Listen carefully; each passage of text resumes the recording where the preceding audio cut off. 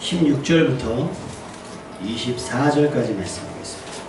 신약성경 121페이지 누가복음 15장 16절부터 24절까지 말씀. 찾으셨으면 아멘. 우리 같이 16절부터 함께 읽겠습니다. 그가 돼지 먹는 주염 열매로 배를 채우고자 하되 주는 자가 없는지라. 이에 스스로 돌이켜 이르되 내 아버지에게는 양식이 풍족한 품꾼이 얼마나 많은가. 나는 여기서 줄여 죽는구나. 내가 일어나 아버지께 가서 이르기를 아버지, 내가 하늘과 아버지께 죄를 지었사오니 지금부터는 아버지의 아들이라 일컬음을 감당하지 못하겠나이다. 나를 품꾼의 하나로 보소서 하리라 하고 이에 일어나서 아버지께로 돌아가니라. 아직도 거리가 먼데 아버지가 그를 보고 치근히 여겨 달려가 목을 안고 입맞추니 아들이 이르되 아버지, 내가 하늘과 아버지께 죄를 지었사오니 지금부터는 아버지의 아들이라 일컬음을 감당하지 못하겠나이다 하나 아버지는 종들에게 이르되 제일 좋은 옷을 내어다가 입히고 손에 가락지를 끼우고 발에 신을 신기라. 그리고 살찐 송아지를 끌어다가 잡으라. 우리가 먹고 즐기자. 이 내 아들은 죽었다가 다시 살아났으며 내가 잃었다가 다시 얻었노라 하니 그들이 즐거워하더라. 아멘. 휴가 다 보내셨습니까? 아니면 좀 남아 있으셔요? 드림캠프를 가면 여러 가지 은혜되는 부분이 있는데 거기 스텝 선생님들이 있어요. 스텝 선생님들 중에는 직업의 특성상 휴가를 내지 못하는 분들이 있어요. 그럼에도 불구하고 아주대에 있는 간호사분은 1년 중에 모든 휴가를 여기에 맞춰요. 자기에게 주어진 다 그거를 오프를 다 여기로 집중해서 싫은 소리 들어가며 맞춰서 여기 오시고 한 목사님 가정은 방학이 되면 아들은 한동대 다니고 딸은 경희대학교 성악과를 다니고 하는데 방학이 시작하면 무조건 알바를 시킨대요. 무조건 알바를 하면 이 한 20일 동안 알바를 하는 동안 번 거는 다 드림캠프 헌금하고 또 2박 3일은 무조건 또 드림캠프 가서 헌신을 해요. 그뿐 아니라 거기 있는 선생님들이 대부분 거의 여름휴가를 반납하고 거기에 모이더라고요. 그래서 생각을 해봤습니다. 어떤 게 보람이 있을까? 그래서 제가 이제 거기 저희가 캠프를 하는 데가 양지리조트인데 양지리조트가 지금 많은 리조트 중에서 사실은 제일 오래된 것 같아요. 시설은 좋지가 않은데 거기 아쿠아폰이라고 하는 이렇게 물놀이 시설이 있거든요. 혹시 가보신 적 있으세요? 거기를 이제 제가 3년째 가잖아요. 이렇게 보고 있었어요. 아이들이 막 노는데 방금 저는 이제 아이들이 입실시키고 나서 찬양하는 모습 보고 나왔어요. 나오고 잠깐 바람 쐬면서 설교 준비하고 거기를 이제 물놀이 하는 걸 보고 있는데 누가 더 행복할까 제가 이렇게 비교를 해봤어요. 목사 입장에서 또 한편으로는 부모 입장에서 누가 더 행복할까, 그리고 누구에게 더 이득, 뭐가 어떻게 여기서 물놀이 하는 것과 여기서 예배를 드리는 것과 어떤 게 이 아이에게 유익한 휴식이 될까.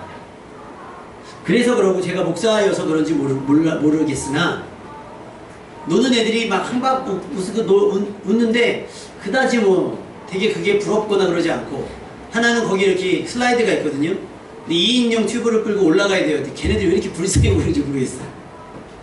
여러분들도 캐리비안 베이 같은 데 가면 다 하는 일인데 내가 놀 땐 모르겠는데 내가 안 놀고 이렇게 보니까 아이고 저가 슝 하면 내려오려고 저거 생각하고 있나. 왜냐면 내려오면 또 올라가서 줄 서고 내려오면 또 올라가서 줄 서는데 그게 휴식으로 안 보이고 노동으로 보이는 거예요. 그래서 한편으로는 드림캠프 온 아이들은 참 복받았구나. 할렐루야.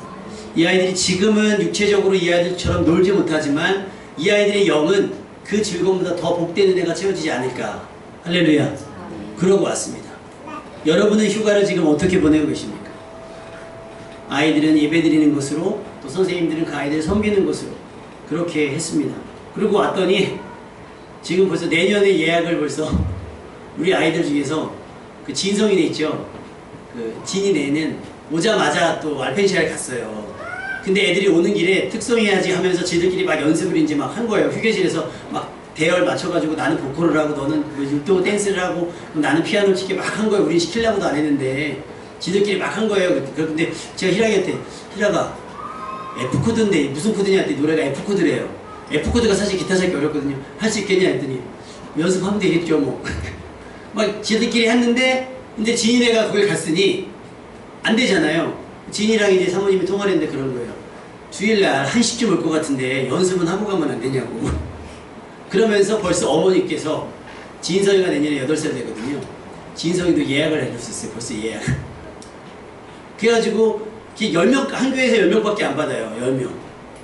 그 내년에는 저기 선착순으로 이렇게 딱 모집을 해야 돼요. 안 그러면 어렵더라고요. 그래서 제가 첫날 설교를 하고 이제 기도회를 인도하고 뒤에 가서 이제 잠깐 있었더니 전혀 얼굴밖에 모르는 아이들이 와서 보는 거예요. 목사님, 저 내년에도 올 거예요. 그러더니 내년에 목사님 또 오시죠. 제가 하는 게 아니잖아요, 그게. 저는 불러주면 가는 거고 안 불러주면 마는 건데 우리 애들이요, 제가 강사라 그러니까 뭔가 되는 줄 알고요, 서로 저 진이랑 저기 같은 조합하면 안 돼요? 막 하고서 했더니 갔더니 하연이가 혼자 있는 거예요. 왔더니 태희랑 하연이가 한 조예요. 근데 태희가 얘가 뭐 좀 그렇게 이제 가려니까 아마 긴장을 했는지 못 가겠다고 나중에. 그래갖고 저는 우리 하연이가 또 한 조네요 그랬더니 목사님이 막 검색해보더니 태희랑 한 조를 묶어놓은 거예요. 태희랑. 그래가지고 원래 그렇게 됐었는데, 그래서 내년에 우리 아이들은 휴가를 불러 잡아놨어요. 벌써. 그리고 그 드림 캠프는요, 이번 주에 평가를 하면 벌써 내년의 준비를, 내년 주제와 공과와 다 찬양, 작사, 작곡까지 다 하거든요. 그 팀은. 다 들어갑니다. 여러분은 지난 연휴 혹은 휴가를 어떻게 보내셨습니까? 그 휴식이 하나님과 가까워지고 말씀과 가까워지는 시간이었 줄로 믿습니다. 이럴 때는요, 그렇게 안 살았어도 그렇다고 하는 거예요. 아멘. 혹시 남은 휴가가 있다면 여러분 그렇게 육신도 시간이겠지만 조금은 말씀과도 가까워지고 예배와 가까워질 수 있는 여러분 되시길 주님의 이름으로 부탁을 드립니다. 지난주에 결산해 봤잖아요. 그죠? 기억나세요? 전자계산기. 기억나요? 결산해 봤어요? 지난주에 또 예배 끝나고 우리 6개월치 결산해 봤잖아요. 돈 남았더라고요. 할렐루야. 아주 급여쌤이 아주 그냥 잘하고 있어요. 잘하고 있어요. 잘하고 있어요. 돈을 이제 막 써야 되겠어요. 여름 지나부터 돈을 쓰면서 이제 또 주일학교 사역 전도도 해야 되고, 그러니까 이제 결산을 한단 말이에요. 그러면 재정부에서 하는 일이 뭐예요? 결산을 해줘요. 제가 갖다 쓰면 목사님 이만큼 들어왔고 이만큼이 남았습니다. 근데 뭐뭐가 나갈 예정이니까 목사님 이 정도는 규모가 있어야 될 것 같습니다. 라고 조언을 해줘요. 근데 결산이 없으면 어떻게 해요? 대책이 없다는 얘기거든요.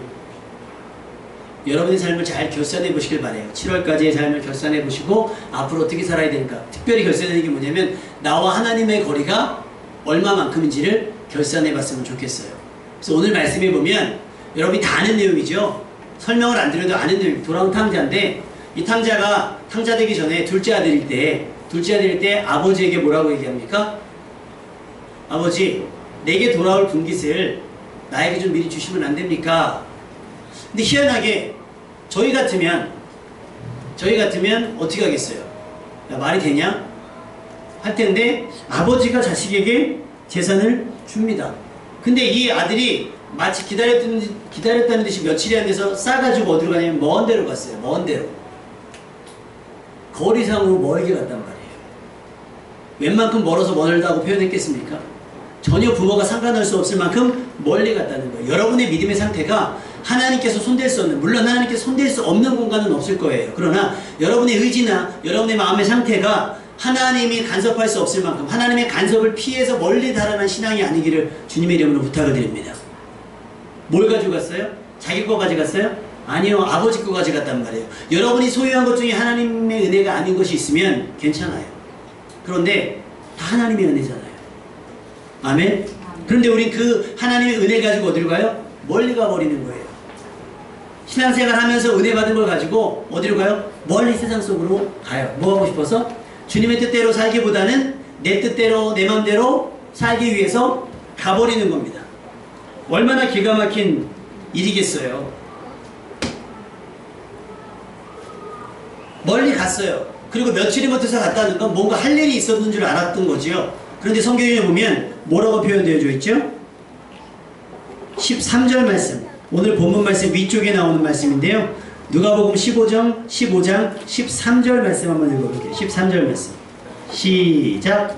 그 며칠 안 되어 둘째 아들이 재물을 다 모아가지고 먼 나라에 가 거기서 허랑방탕하며 그 세상을 달라하니. 자, 지난주에 달란트 비유를 설명을 드렸죠. 달란트 비유할 때 5달란트 받은 사람 어떻게 했다 그랬죠?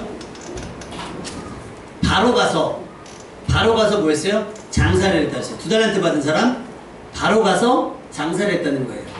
다시 말하면 이 5달란트 받은 사람, 2달란트 받은 사람은요, 내게 기회가 주어지면, 내게 돈이 생기면 무엇을 할지를 충분히 준비하고 있었던 사람인 거예요. 돈 생기는 그때 고민하는 것이 아니라 나에게 기회가, 돈이든 시간이든 기회가 주어지면 나는 뭔가로 할 수 있는 준비가 되어졌던 사람인 거예요. 그런데 1달란트 받은 사람은 어떻게 했죠? 묻어뒀어요. 이 사람은 하고 싶은 것도 없고 할 마음도 없었어요. 그리고 뭘 하고자 하는 의지도 없었고 하고자 하는 계획이 없었어요. 그러니까 어떻게 해요? 아유, 잃어버리지나 말자 그래서 땅에다 묻어놓은 거예요. 지금 집 나간 이 둘째 아들이 먼 데까지 가서 한 일하고 한 허랑방탕입니다. 허랑방탕. 아무런 목적 없이 재산을 몽땅 허비하게 된 거예요. 낭비하다, 무절제하다, 허황하고 착실하지 못해 행실도 좋지 못하다. 그 돈을 가지고 아버지의 재산을 가지고 흥청망청 됐다는 거예요. 형의 추측으로는 창기와 함께 먹어버린 자라고 표현됐습니다. 얼마나 저질스러운 삶을 살았을까요? 품꾼도 재산이 많은 아버지의 집의 재산의 일부를 상속받았으니 얘가 가져간 게 용돈 정도 가져간 건 아닐 겁니다. 그쵸? 충분히 사업을 하면 스스로 자수성가 할 만큼은 비빌 언덕은 될 만큼을 가져갔는데 이거 갖고 뭐 했어요? 허랑방탕했다라고 하는 거예요. 근데 이 허랑방탕을 여러분 재물로만 생각하지 않으셨으면 좋겠어요. 시간도 금이잖아요. 아멘? 관계도 금입니다. 제가 이번에 그 주일학교 이번에 캠프 가서 하다가 첫날 애들 또 예배 설교하면서 애들 뭘 줄까 그러다가 작년에는 뭐 아이스크림 같은 걸 선물로 줬거든요. 근데 이게 안 좋은 게 주니까 먹어야 돼요. 그러니까 먹는 애가 왜냐면 녹으니까 갖고 있으면 1시간 반 동안 녹으니까. 그래서 올해는 그 마트를 갔어요. 리조트 앞에 있는 마트를 갔어요. 막 하는데 희한하게 마음에 먹을 게 안 땡겨요. 간식은 많을 것 같아요. 근데 뭐 주지? 의미가 있는 선물이었으면 좋겠다. 근데 갑자기 제 눈에 치약하고 칫솔이 이렇게 딱 눈에 띄는 거예요. 그래도 여행이니까 애들이 기억이 나겠지. 이 칫솔을 보면 집에 가서 이 칫솔을 보면 기억이 나겠지. 그 칫솔하고 치약을 몇 개 샀어요. 몇 개 사가지고 들어가갖고 이제 본부에 들어갔어요. 이제 강사 대접하신다 그래서 식사하고 이제 앉아고 딱 했는데 갑자기 띵동 하더니 선생님 한 분이 사모님 죄송한데요 하면서 본부 그 담당 사모님 죄송한데 혹시 칫솔 남는 거 하나 없을까요? 그래요. 왜 그랬더니 얘가 양치해야 되는데 칫솔을 안 갖고 왔대요. 그러니까 사모님 막 안절부절 하시는 거 그거 넣으면 되고 제가 있습니다. 강사가 칫솔 있습니다. 얼마나 기가 막혀요. 그래서 그걸 줬더니 다 놀라시는 거예요. 목사님들이 사모님이 다 놀라시는 거예요. 아니 강사님이 왜 칫솔을 여유분의 칫솔을 그때 오늘 저기 성경 퀴즈 낼 때 선물로 그랬더니 문제를 냈는데요. 선물을 처음에 딱 줬잖아요. 했더니 처음에 딱 칫솔 딱 줬더니요. 애들이 막 참여하는 거예요. 뭔지 아세요? 칫솔만 가져온 애들 있죠. 누가 치약은 짜주겠지. 그 칫솔만 가져온 애들이 있는 거예요. 그리고요. 급하게 오다 보니까 칫솔 안 갖고 온 애가 있는 거예요. 그래서 골라라 했어요. 너 치약 줄까 칫솔 줄까 했더니 칫솔 안 가져온 애는 칫솔 주세요. 치약 갖고 온 애는 예배가 끝났는데요. 나는 못 받았다고. 자기는 못 받았다고. 치약 없는데 못 받았다고. 나는 칫솔 없다고 못 받았다고. 별거 아닌데요. 칫솔 얼마나 하겠어요. 별거 아닌데요. 별거 아닌데 누군가에겐 의미가 돼요. 여러분 1박 2일, 2박 3일을 가도 계획을 하고 갑니다. 그죠? 내가 무엇을 살까, 무엇을 쓸까, 어떻게 할까를 계획하고 가는데 그 엄청난 재산을 가지고 가가지고요. 뭘 할지 몰라가지고 그냥 하다가 다 써버리다니요. 말이 됩니까? 애들한테 용돈 줘보세요. 저희 하연이가 지금 도끼가 올라있어요. 인형 뽑기를 해야 되는데 그리고 제가 그래요. 인형 뽑기를 하면 제가 전에 말씀드렸죠. 우리 하연이 지금 다낭 가는 걸로 알고 있다고 제가 말씀드렸잖아요. 다낭 가는 인형 뽑기다. 인형 뽑기다 그래요. 지금 인형 뽑기를 하면 다낭을 못 가는 거고 이거를 아끼면 다낭을 가는 거다. 아끼고 있다가 이제 엊그저께 이제 잠깐 외출했다 오는데 이제 고속도로 휴게소에서 이제 발견을 한 거죠. 자다 깨웠어요. 휴게소다. 자, 벌써 돈 주면 챙겨갔어요. 자기 용돈을 챙겨가서 인형 뽑기 앞에 쓴 거죠. 약속했거든요. 휴게소에서 해라. 휴게소에서 해라. 결론적으로 못 뽑았어요. 거금 6,000원을 그냥 기계가 다 먹어버렸어요. 그랬더니 집에 와서 저희 한 사람이 인터넷으로 검색을 해갖고 어떤 사람이 무슨 인형 하나를 뽑았대요. 인형 하나를 뽑았는데 21,000원어치 21판을 해가지고 그걸 뽑은 거예요. 21,000원. 그거 자기가 올려놓고 내가 미쳤나봐요. 이게 욕구라는 게 그런 거예요. 욕심이라는 게 그런 거죠. 쓰다 보면 한이 없어요. 얼마나 썼는지 규모가 없습니다. 뭐가 없으면 계획이 없으면 계산이 없으면. 지금 이 아들이 가서 뭐 했어요? 대책도 없으면서 달라는 겁니다. 혹시 여러분이 하나님께 은혜를 구할 때 뭐 해야 될지 모르는데 구하고 있는 은혜가 있는지. 돈을 구해요. 하나님 돈이 좀 많아지길 원합니다. 건강하길 원합니다. 시간이 있길 원합니다. 관계 있길 원합니다. 그런데 그 사람을 만나면 하고 싶은 얘기가 없고 그 돈이 생기면 어디다 쓸지 모르니까 하다 보면 모았던 돈을 다 써버리게 되고 그걸 뭐라 그래요? 네 글자로 허랑방탕이라고 해요. 허랑방탕의 결과는 뭡니까? 망함입니다. 허랑방탕의 결과는 망함이에요. 근데 설상가상으로 망한 상태에서 그 나라의 흉년까지 임하니 흉년이 임하니까 사람들의 마음이 강팍해지겠죠. 흉년이 임하기 전에는 도움을 얻으려고 하면 도움을 줬을 건데 흉년이 임하니까 도움을 받을 곳조차도 없는 거예요. 그나마 돼지 열매, 돼지가 먹는 주염 열매를 얻어먹고 있었는데 이제 그것조차도 얻어먹기 힘든 상황이 된 거예요. 그 정도가 되자 아들이 무슨 생각을 합니까? 아버지 집이 생각이 나기 시작합니다. 아버지 집이.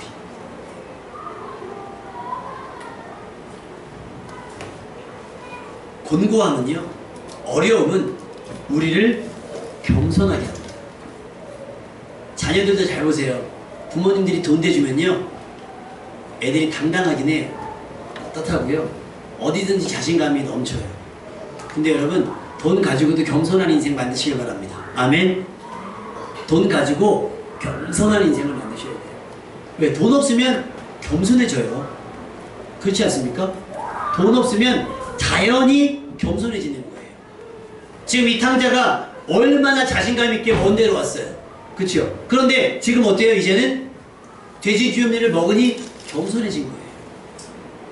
그러니 자발적으로 겸손해지지 않으면 하나님께서는요, 억지로 겸손하게 만들어버리는 거예요. 그게 재정이 될 수도 있고요, 관계가 될 수도 있고요, 건강이 될 수도 있습니다. 그러니까 기도 안 하는 사람은 언제 기도하기 시작합니까? 사업이 안 될 때, 자녀가 문제가 생기거나, 내 건강에 문제가 생기거나, 어떤 사업적인 문제가 생기거나, 또 상황적인 어려움이 생기면 가르쳐주지 않아도 그때 뭐예요? 기도합니다. 그게 뭐예요? 겸손입니다. 지금 탕자가 흥청망청 쓸 땐 아빠 생각 안 났을 거예요. 아버지 집 생각이 안 났을 거예요. 근데 어떻게 해요? 다 쓰고 나니까 뭐가 생각나? 이제서야 아버지 집은, 나는 지금 이렇게 굶어 죽기 직전인데 내 아버지 집은 품꾼조차도 넉넉하지 않은가? 그래서 고민하기 시작했습니다. 어떻게 하면 굶어 죽지 않을까? 어떻게 해야 내가 이 상황을 극복할 수 있을까? 결론은 돌아가야 됩니다. 어디로? 아버지 집으로 돌아가야 됩니다. 여러분 혹시 카카오뱅크라고 아세요? 카카오뱅크? 까셨어요? 안 까셨어요? 카카오뱅크 크도 얘기를 해서 카카오뱅크를 깔아봤어요. 어떻게 1원을 주더라고요. 거금 1원을 받았어요. 다운 파봐요. 1원 나오나? 근데 사람들이 지금 뭐가 재밌냐면 은행 가서 대출 한도를 물어보기는 좀 절차가 복잡하잖아요. 그리고 대출 한도가 생각보다 적을 때 민망하니까. 그래서 그 대출 한도를 알아봅니다. 사람들이. 근데 접속이 어려운데 제가 대출 한도를 알아봤어요. 막 입력을 하래요. 직업, 율동사교회, 직위, 담임 목사, 마이너스 통지하면 얼마까지 되나? 깜짝이야. 딱 답장이 왔어요. 죄송합니다. 대출 자격이 안 되십니다. 막 깊이 상심을 했어요. 그래서 그래, 마이너스는 그럴 수 있어. 신용대출로 들어가가지고 신용대출로 대출. 죄송합니다. 그래서 아는 목사님들한테 단체 톡을 보냈습니다. 혹시 카카오뱅크 해보셨어요? 저 대출도 안 된대요. 이게 뭐예요? 혹시 대출이 되면요 비밀 언덕이 되거든요. 이제 저는 어디에 있었어요? 절망 끝에 쓴 거예요.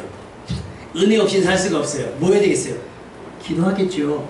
혹시 여러분이 기도하지 않는 이유는 뭔가 하나님 은혜 외에 기대고 싶은 다른 것이 있어서 그렇지 않습니까? 그거 잃으면요 자발적으로 기도하게 돼요. 누가 시키지 않아도요 40일 금식기도 하고요, 누가 시키지 않아도 철야기도 합니다. 사실 우리 권찰님 계시잖아요. 요즘 권찰님이 너무 열심히 하니까 담임 목사 입장에서는 되게 막 부담스러워요. 뭐 금요 애들 데리고 막 금요기도 나오시고 막 근육가 많이 아픈 건 아닌데 몸에 조금 이상이 있는데요. 엄마 입장에서 이 조금이 크게 보이죠. 원래 기도하셨어요. 집에서 했단 말이에요. 그런데 자기 믿음으로는 어떻게 해요? 나와서 기도해야 되겠다는 거죠. 뭐가? 그늘 통해서 기도의 시간을 회복하기 시작을 한 거예요. 그래서 사실은 제가 안 사람이 무슨 얘기냐면 막 덥잖아요. 그래서 금요기도회 7월쯤 하다가 8월쯤은 좀 한 달 쉬고 9월부터 좀 다시 할까 했는데 못 쉬어요. 이제 안 쉬어요. 권차님 나와요. 이렇게. 아니 성도가 기도하려고 되는데 목사가 쉬겠습니다 할 수 있어요? 못 쉬어요. 근데 이제 어떻게 되냐면 은혜를 받으면요 그 패턴이, 내가 옛날에 열심히 했던 패턴이 회복되어집니다. 아멘. 권차님은 결정하신 거예요. 뭐예요? 내가 의사의 소견을 의지하기보다 하나님의 역사하심. 할렐루야. 저는 지금 9월 달에 기도하고 있어요. 부담을 가지고. 우리 권차님이 믿는 역사가 그대로 나타내니까. 아멘. 그러나 의사가 어떻게 말해도 상관없어요. 하나님이 일하실 거니까. 아멘. 우리는 그렇게 간절할 때 하나님께 기도하는 거예요. 탕자가 배고파지니까 기도하기 시작했어요. 근데 염치가 있어야 말이죠. 염치가. 그래서 계산을 해봤어요. 어떻게 할 것인가. 그래서 내가 주일학교애들한테 질문을 해봤어요. 야, 탕자가 왜 집에 못 들어갔냐? 쉽게 그냥 돌아가면 되지. 그랬더니 어떤 애가 손 들고 뭐라고 대답했는지 아세요? 여행 왔는데 돌아갈 때 아빠한테 줄 선물을 안 샀어요. 여러분 그 지경으로는 돌아가지요. 지금 탕자는요 정말 염치가 없어서 못 돌아가는 거예요. 그러면 안 돌아가면 삽니까? 여러분 바닥까지 떨어지면요 그런 자존심조차도 없습니다. 제가 예전에 한번 말씀드렸을 거예요. 학교를 가야 되는데 정말 거짓말 아니라 기가 막히게 50원이 모자란 거예요. 수원역 앞에서 50원이 모자란 거예요. 전철. 왜냐면 가면 동기들이 있고 형님들이 있으니까 뭐 빌려올 수 있거든요. 근데 전철을 못하는 거 얼마가 모자라서 50원이 모자랐어요. 그래서 제가 어떻게 했다 그랬어요? 급배생한테 전화했다니까. 일하고 있는 급배생한테 전화해서 어디야? 왜요? 나 수원역인데 학교를 못 가. 왜요? 돈이 모자라서. 일하다 말고 왔어요. 일하다 말고 왔더라고요. 그러더니 전 너무 감사한 게 뭐냐면 내가 지금 지갑을 안 갖고는 다 들어보니까 50원이 모자라다. 그럼 식사는 하실 수 있어요? 식사값은 있으세요? 여러분 이게 베푸는 사람입니다. 아멘? 50원 빌려드릴 테니까 이자 쳐서 얼마, 이게 아니라 그 사람이 얼마나 어렵게 얘기한 걸 거예요. 그죠? 얼마나 어렵게 얘기한 거예요. 여러분 그러면 그 이상으로 도와주시기 바랍니다. 아멘? 그러더니 나중에 아예 차를 사더라고. 차를 사서 날 아예 태우고 다니더라고. 할렐루야. 그러더니 제가 농담처럼 나 교회 개척하면 우리 교회 와. 그랬는데 교회를 옮겨야 되는데 개척하면 우리 교회 오래니까 그 말 부담돼서 다른 교회 가면 등록하면 교회를 못 옮기니까 방황을 했대요. 그래서 개척하자마자 우리 교회 1호 성도 아닙니까? 개척 멤버 5명. 그 5명이 고스란히 남아있으면 얼마나 감사해요. 아멘? 그래서 지금 붙어서 이 인원이 됐습니다. 아멘? 간절할 때요 자존심 그때 집에 가서 했어요. 나 50원 모자라가지고 금비한테 전화했다고. 그랬더니 저희 누님께서 그 50원을 좀 누구한테 빌리지. 그걸 못 빌리겠는 거예요. 그걸. 살만해서 그래요. 살만하지 않으면 죽을 것 같으면요 구걸을 못 하겠습니까? 지나가는 사람 붙잡아서 50원 못 비우겠어요? 살만. 우리가 기도하지 않는 이유는요 살만해서 그렇습니다. 탕자가 돌아오려고 하니 이제 하나 생각한 겁니다. 어떡하지? 그래서 내린 결론은 이겁니다. 내가 자식으로 못 들어간다. 내가 나를 거울을 보니 자식으로 못 들어가. 그러니까 어떻게 하겠다는 건 품꾼의 하나로 나도 살았으면 좋겠다. 그래서 그렇게 결단을 합니다. 18절 말씀 다 같이 읽어보겠습니다. 18절 19절 말씀 시작. 내가 일어나 아버지께서 이르기를 아버지 내가 하늘과 아버지께 죄를 지었사오니 지금부터는 아버지의 아들이라 이름을 감당하지 못하겠나이다. 나를 품꾼의 하나로 부르소 하리라 하고. 어떤 분들이 그런 얘기를 해요. 예배를 드려줬다. 예배를 드려줬다. 예배를 우리 하나님이 뭐 아쉬운 게 있어서 여러분이 드려주시는 게 아니에요. 하나님께서 여러분 예배를 하시고 여러분 사시라고. 아멘. 여러분 은혜 받고 사시라고 예배의 기회를 주신 거지. 하나님이 뭔가 갈급해갖고 막 그러는 거예요. 그래서 여러 가지를 생각해 볼 때 이 아들이 생각한 건 참 지혜로운 거예요. 뭐냐면 가서 그냥 아버지 죄송해요. 이 정도 가지고는 안 되는 걸 아는 거예요. 자기 죄가. 하나님과 아버지께 죄를 얻었사오니 아들로는 못 들어간다. 그럼 우리가 하나님 앞에서 또 뭘로 써요? 하나님의 자녀로 쓰는 게 아니에요. 우리는 뭐의 심정으로? 죄인의 심정으로 쓰셔야 되는 겁니다. 아멘? 근데 제일 기분 나쁜 건 뭐냐면 제일 기분 나쁜 거 어떤 방송에서 들었나요? 방송에서 들었는데 극동방송에서 들었나봐요. 어떤 여자 선생님이 학교 앞에서 전도를 하는 거예요. 그래서 영접기도를 시켰대요. 근데 영접기도의 첫 번째 뭡니까? 하나님, 나는 죄인입니다. 그 얘가 이제 신기한 경험을 했으니까 집에 가서 엄마한테 얘기했겠죠. 교회를 전화할게요. 누구누구 아줌마 있냐고. 제가 그러거든요. 당신이 우리 딸 전도했냐고. 했다고. 근데 우리 딸한테 죄인이라고 그러는 거예요. 죄인이라고. 막 노발대 말하더래요. 그래서 좀 이제 아내가 막 시끄럽게 막 하다가 지치니까 남편이 받아가 또 막 욕하다가 남편이 지치면 또 말 전에 막 다시는 전도하지 말라고. 다시는 우리에게 막 접근하지 말라고. 막 한 거예요. 그러니까 이 전사님이 놀래기도 하고 그래서 목사님한테 목사님 이제 죄인이라고 하는 말은 쓰면 안 될 것 같습니다. 그런 거예요. 근데 목사님 생각으로는 어떻게 해요? 죄인이라는 말을 쓰지 않으면 전도가 돼야 안 돼요? 안 돼요. 복음이 필요 없잖아요. 우리가 죄인이 아니면 복음이 필요하지 않고 내가 죄인이 아니면 예수 그리스도의 십자가가 필요하지가 않거든요. 그러니까 이 전사님이 이제 우리말로 소위 멘붕에 빠진 거예요. 어떡할까. 근데요 여기서 되고 당신 죄인입니다. 이건 아니더라고요. 어떻게 해요? 내가 깨달아야 돼요. 우리가 하나님의 은혜를 설명하면 받아들인 사람 입장에서 그 은혜를 받으려고 하니 나는 죄인이다라는 걸 깨달아야지 당신 죄인이야 회개해야 돼라는 건 정죄밖에 안 돼요. 그러니까 설교 중에 혹시라도 제가 여러분에게 죄인이야 라고 얘기하는 건 많은 선지자들이 그렇게 얘기했기 때문이라고 생각하시면 돼요. 여러분을 비난하거나 여러분을 정죄하거나 하려고 하는 것이 아니라 우리가 죄인이라는 것, 여러분 개인이 죄인이 아니라 우리 모두가 죄인이라고 하는 사실을 깨닫자고 드리는 말씀인 거예요. 지금 죄인이란 말은 들어있지 않지만 죄를 얻었사오니 내가 아버지와 하나님께 죄를 얻었사오니 뭐가 될 자격이 없다? 자녀로 살 자격은 없습니다. 아들로 살 자격은 없습니다. 다만 품꾼 중에 하나로만 써주셔도 뭐하다는 얘기예요? 이제는 감사하다는 거예요. 얼마나 상황이 바뀌었습니까? 얼마 전까지는 아버지의 재산을 나한테 주십시오 했던 사람이 이제는 재산을 바라지도 않고 뭐예요? 한 끼 식사 정도면 되는 거예요. 품꾼처럼 반반 먹여주셔도 감사하겠다라고 하고 상황이 바뀐 거예요. 이게 뭐예요? 여러분이 죄인임을 깨달아야 하나님께 대한 태도가 달라집니다. 그것을 시인하지 않으면 우리 하나님 앞에 여전히 뻣뻣한 사람이 되는 겁니다. 이 아들에게 가장 위험한 것은 뭐였을까요? 돈이었을까요? 아니요. 아버지의 집을 떠나는 거였습니다. 여러분에게 그럼 가장 위험한 것은 뭘까요? 어떤 이유로든 아버지의 집을 떠나는 것, 또 어떤 이유로든 하나님께서 멀어지는 것, 그것이 여러분에게 위험한 것입니다. 그것을 깨달으셔야 돼요. 그러니 우리는 어떻게 해요? 한 걸음 한 걸음 뒤처지지 않기 위해서 힘을 쓰셔야 돼요. 뒤처지지 않기 위해서 애를 쓰셔야 돼요. 말씀을 더 가까이 하시고 성경을 더 많이 읽으시고 기도하고 공예배 시간에 빠지지 말고 가까이 잡고 가까이 쓰셔야 돼요.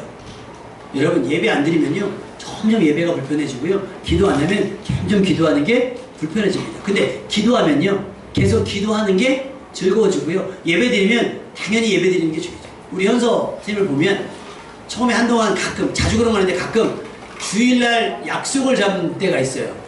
가끔. 그쵸 기억나죠? 근데 어느 날부터인가 친구들하고 약속이 없어져요. 뭐냐면 이제는 아예 교사로서 아침 10시부터 자기는 오후 2, 3시까지 특별한 일이 아니면 교회에서 애들을 봐야 되는 줄 알아요. 그러니까 약속을 이제 아예 그 시간 이후로 잡더라고요. 당연해진 거예요. 근데 아직 그렇지 못한 친구들은 뭐예요? 주일날 시간 되면 교회 오고 아니면 안 오고. 그러니까 뭐 이제 현서를 아는 친구들은 그 시간에 약속을 잡지 않죠. 너 3시부터 시간대 이럴 거예요. 뭐예요? 내가 시간을 정해놓은 거예요. 하나님하고 가까워진 거죠. 멀어진 사람은요. 그 한 번 잡는 게 그렇게 어려워요.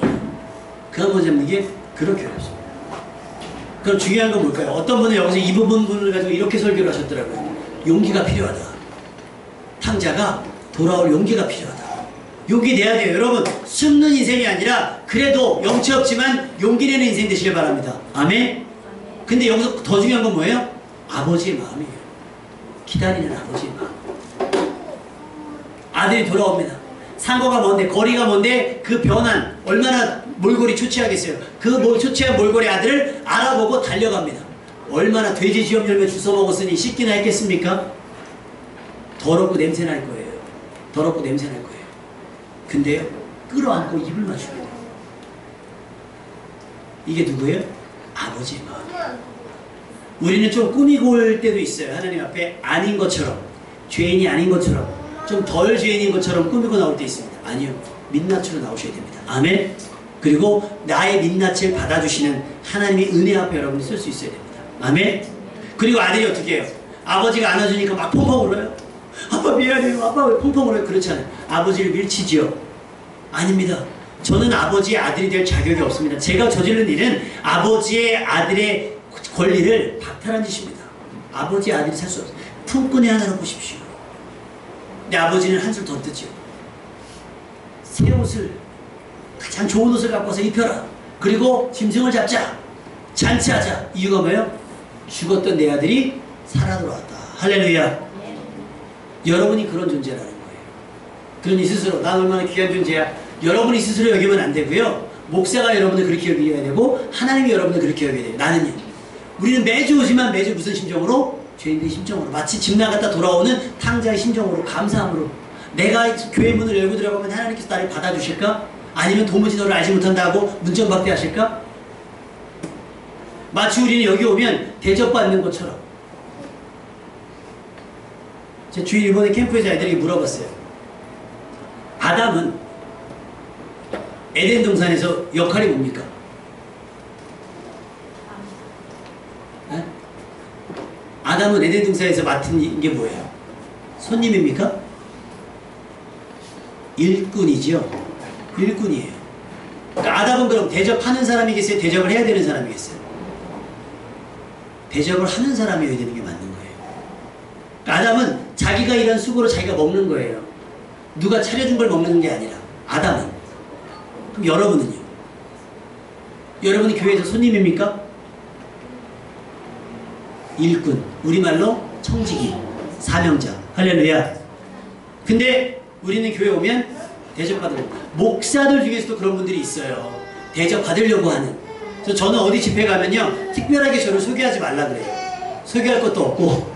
그러면 그냥 기도하면 제가 그냥 우리 문재인 선생님 이상 목사님 나오셔서 합니다. 그러면 우리 지난번에 우리 왜 오산교회 갔을 때 막 어떤 목사님 설교하면서 자기 사례비 얼마 받는다고 그러고 자기네 교인 몇 명이라고 그러고 막 자기 자랑하셨잖아요. 아니죠. 뭘로 쓴 거예요? 청지기로 쓴 거예요. 잠깐 그 시간을 맡은 사람으로 쓰면 겸손하게 하는 게 맞아요. 자기 자랑. 간증할 수 있는데 여러분 그 간증이 괜히 여러분의 자랑이 되시면 안 돼요. 간증이 감사가 돼야 됩니다. 아멘? 나를 감춰야 되니까. 목사도 섬기는 자가 되는 거예요. 목사도 대접받는 자리가 아니라 목사도 여러분을 섬기는 자가 되고, 여러분은요. 여러분도 목사를 섬기는 게 아니라 서로 성도들을 섬기는 자리. 그래서 제가 가만히 보면 우리 교회는 사람이 안 많으니까 가만히 보면 이제 어느 정도 다 잡혔어요. 하면 어느 분들은 딱 맞춰 설거지 딱 들어가고, 그럼 어느 사람은 딱 되면 그 교수님이 목사님 차 어디 있습니까? 그럼 탁 하고, 목사님, 부목사님 탁 하고, 장로님은 딱 끝나실 때 되면 막 정리하시고 막 자기 역할들을 막 찾아요. 다 뭐라는 거예요? 다 일꾼이라는 얘기예요. 할렐루야. 탕자가 그 심정으로 온 거예요. 아버지 집에. 예전엔 대접받는 자리잖아요. 예전엔 존대받는 자리인데 그렇지 않고 나는 뭐다? 일꾼이다. 이게 뭐 할 준비가 되어 있는 거예요? 일할 준비가 되어 있는 상태로 돌아온 거예요. 그러니 가장 좋은 옷도 필요 없고 잔치가 웬만입니까? 거절한 거예요. 근데 누가? 하나님께서. 할렐루야. 여러분이 그런 마음으로 여러분을 낮추실 때, 하나님께서 여러분을 높여 자녀의 권세를 회복해 주실 줄로 믿습니다. 아멘? 그러셔야 되는 거예요. 내가 아들입니다, 내가 성도입니다 라고 하는 게 아니라, 우리는 항상 죄인처럼 낮게 있으면 하나님께서 네가 왜 죄인이야? 나의 자녀지. 나의 아들이지, 나의 딸이지. 할렐루야. 이렇게 대접받는 자리가 된다라고 하는 거예요. 그래서 제가 생각해 봤어요. 아, 하나님의 결산 방법은 계산이 아니구나. 뭐예요? 은혜입니다. 아멘. 내가 하나님께 헌금을 얼마 드렸으니까, 내가 하나님께 충성한 연수가 몇 년이니까가 아니라, 내가 여전히 오늘도 죄인의 모습으로 서고 하나님의 은혜에 기대어서 저는 죄인입니다, 하나님의 은혜 없이는 자녀가 될 수 없습니다라는 걸 인정하는 사람, 그 사람이 정말 하나님의 자녀가 될 수 있다는 거예요. 보육원을 어떤 PD가 취재를 하러 갔어요. 그랬더니 보육원 아이들이 해맑게 보육원 취재하러 PD에게 묻습니다. PD님은 결혼하셨어요? 했지. 그럼 아이가 있으세요? 있지. 그랬더니 아이들이 표정이 좀 살짝 어두워지더니 약간 그런 거 있잖아요. 약간 시샘하듯이. 그 아이들은 좋겠다. PD님 아이들은 좋겠다. 그랬더니 왜? 아빠가 있어서. 보육원 아이들은 뭐예요? 부모가 없는 아이들이잖아요. 탕자는 누구나 갖는 줄 알았어요. 뭘? 돈 많은 아빠를. 그래서 자기는 언제든지 자기가 원하는 대로 다 하고 싶으면 해야 되는 줄 알았던 거예요. 근데 하나님 마음에 다 합했던 다윗도 자기 마음대로 못했습니다. 성전, 재정도 충분하고 힘도 충분한데 하나님께 서랍지 않은 건 안 했어요. 여러분이 하나님께 받은 은혜를 가지고 여러분이 마음껏 하는 게 아니에요. 마음껏 하시는 게 아니라, 여러분 같이 기도할 제목이 생겼어요. 저기 양일교회, 양문교회 다니시는 장로님 가정에서 안성에 땅이 있는데 그 땅이 팔리도록 기도해 주시면 저희 교회 찾아주신다고. 찾아주신다고. 자, 그러면 그 장로님과 권사님 가정은 그 땅 팔리는 게 뭐라고 생각하시는 거예요? 은혜라고 생각하는 거예요. 그러니까 그 은혜를 가지고 어떻게 해요? 내 마음대로 쓰는 게 아니라 작은 미자리 교회에 차를 한 대 선물하는 걸로 핑계를 만드는 거예요. 핑계를, 자꾸 뭔가 더 하고 싶은 핑계를 만드는 겁니다. 여러분도 내게 있는 것이, 아, 내가 하나님의 자녀니까 마땅히 누릴 은혜라고 생각하지 마시고, 내가 이거 갖고 무엇을 할지 계산하세요. 생각하시고 계획하세요. 그리고 그것 가지고 떼쓰지 마시고, 내가 하고 싶은 걸 하기 위해서 하는 게 아니라. 금수저로 태어나는 게 내 힘으로 되는 일입니까? 아니죠. 여러분이 태어났더니, 특히 모태신앙 분들 있죠. 태어났더니 하나님의 자녀야, 이미. 이게 얼마나 큰 복입니까? 아멘. 부모의 믿음을 잘 되물림하십시오. 그리고 이제 1세대인 분들은요, 여러분보다 여러분의 자녀는 더 잘 될 거예요. 아멘. 그러니까 더 잘 믿으세요. 가장 큰 은혜는 기다림의 은혜. 하나님께서 나를 포기하지 않고, 나를 잊지 않고, 나를 외면하지 않고, 나를 내치지 않고 기다려주시고 받아주신 은혜입니다. 더러움을 마다하지 않고 끌어 안아주시는 그 은혜, 그 긍휼, 그리고 회복. 나는 절대 자녀일 수 없으나 하나님께서 나를 은혜로, 뭘로? 다시 자녀의 권세로 자녀의 명분을 회복시켜 주셨다라고 하는 거예요. 그리고 여러분, 오늘 어떤 은혜를 갖고 쓰셔야 되겠습니까? 죄인의 모습으로 멀어진 관계를 좁혀나갈 수 있기를. 기다리신 하나님은 언제까지 더 기다리시게 하겠어요? 예전에 여러분 혹시 순표 집사님은 혹시 버스 안내양 때 혹시 타보셨어요? 있긴 있죠. 그죠? 저 때는 안내양 원 누나가 있었어요. 그래서 어떻게 하냐면 저 오산터미널에 딱 오면 딱 내려가지고 송탄 평택 천안 외쳐요. 그러면 막 딴짓 하고 있다가 송탄 평택 천안 가면 그 안내양 있는 데로 막 가서 줄여서 타요. 그럼 막 하고서 없어요. 그래서 오라이 한단 말이에요. 그리고 문 딱 닫으면 안 서요. 쫓아와도 안 씁니다. 버스에만 서 있죠. 우리 차는 아무데나 정차하지 않습니다. 요즘 버스. 그리고 중간에 서서 태우지 않아요. 손 내민다고 터지지 않아요. 물론 태우치는 분들도 있지만 하나님의 나라는 어떨까요? 여러분의 힘으로 많이 할 수 없어요. 그러나 최소한 내가 해야 될 노력은 있습니다. 가끔 여러분 이럴 때도 있어요. 은혜를 착각하셔갖고 나는 아무것도 안 하고 하나님이 나를 어떻게 도우시나, 하나님 내게 어떻게 역사하시나 오디션 하는 것처럼 할 수 있어요. 하나님 이거까지 도와주시나? 나 기도했는데 왜 안 도와주시지? 하나님 이번 일에 내 점수는요? 하면서 하나님께 점수 매기는 사람들이 있어요. 아니죠. 우리는 그럴 수 없어요. 우리는 어떻게 해요? 더 낮아져서, 더 낮아져서 하나님의 은혜 맞아주시면 땡큐고요. 내쫓아도 좋음으로 살겠습니다라고 몸부림치며 밥 한 끼 달라고 간급할 수 있는 우리가 되어야 되는 줄로 믿습니다. 결론은 그겁니다. 우리가 하나님의 자녀가 됐어요. 아바 아버지라 불렀어요. 이제 어떻게 해야 되겠어요? 또 뛰쳐나가야 되겠습니까? 살만해지면 아니죠. 한번 나가서 이렇게 상처받고요, 이렇게 힘들었던 아들은요 다시는 안 나갈걸요. 여러분의 삶도 하나님의 은혜 안에 머물 수 있길 바랍니다. 아멘. 누가 보라도 하나님의 자녀인 것이 분명하게 관계가 유지되는 삶이 됐으면 좋겠습니다. 아멘. 언제든지 부르면 하나님께서 응답하실 수 있고, 물론 바다 끝에 거해도 하나님은 들으실 수 있어요. 근데 내가 염치가 없잖아요. 내가 여기서 속삭여도 하나님이 들으실 수 있는 만큼 가깝게 있었으면 좋겠어요. 아까 보세요, 우리 소리 엄마랑 떨어진 지 1시간밖에 안 됐거든요. 딱 달라붙어 있잖아요. 딱 달라. 그러면요 저희 애를 안 안아줄 수가 없어요. 그렇지 않아요? 안 안아줄 수가 없어요. 내 자식이니까. 우리가 저렇게 애기면 여러분 어때요? 다 컸다고 이제 안 애기잖아요. 하나의 버리고 만버리고 항상 어린아이처럼 그렇게 하나님 앞에 돌아올 수 있는, 그래서 하나님과의 관계가 가까운, 하나님께서 기다리지 않고 여러분을 필요로 해서 언제나 불러서 쓰실 수 있고, 아멘. 필요한 것 언제나 주시면 바로 받을 수 있는, 목사를 통해서 받는 것도 있겠지만 여러분이 기도해서 직접 받는 은혜도 넘쳐날 수 있는 하나님과 가까운, 하나님과 하나님 아버지 자녀 되는 여러분 되시기를 주님의 이름으로 축원합니다.